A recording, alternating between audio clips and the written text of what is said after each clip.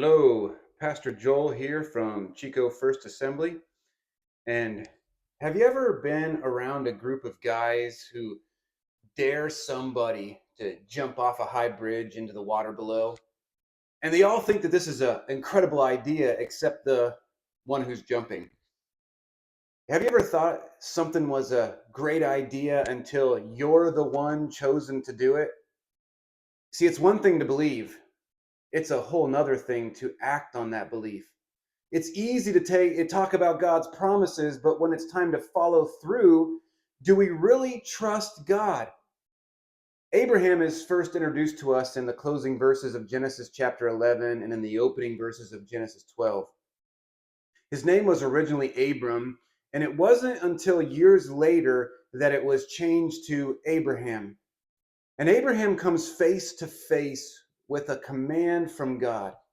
Abraham was commanded to do three things: to leave his country, his people, and his father's household.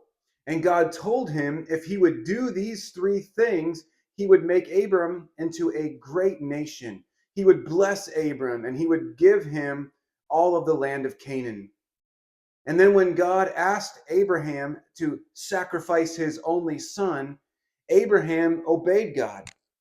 And God kept his promise to miraculously give him that son, so Abraham trusted God in this. He chose to remember all of that and to obey him. At the last minute, God stopped Abraham from sacrificing Isaac, but imagine the confusion and fear that he must have felt leading up to this point. See, obedience opens us up to receive God's blessings. Abraham didn't just say he believed God, he acted on that belief. Our desire to do what God calls us to do shows our faith. And like Abraham, our obedience opens us up to receive God's blessings. See, this type of surrender is difficult because we don't want to give up control. We think that following God means losing freedom, but refusing to surrender doesn't allow us to keep our freedom. It actually restricts us from being fully open to receive God's goodness. You see, when we surrender our lives to God, He will lead us to a life of fulfillment and freedom. And God doesn't want to take things from us, He wants to bless us. He only gives good gifts. And so, what if what's hindering us from fulfillment is our unwillingness to put God first in certain areas of our lives? See, we can choose freedom and toss restrictions to the curb.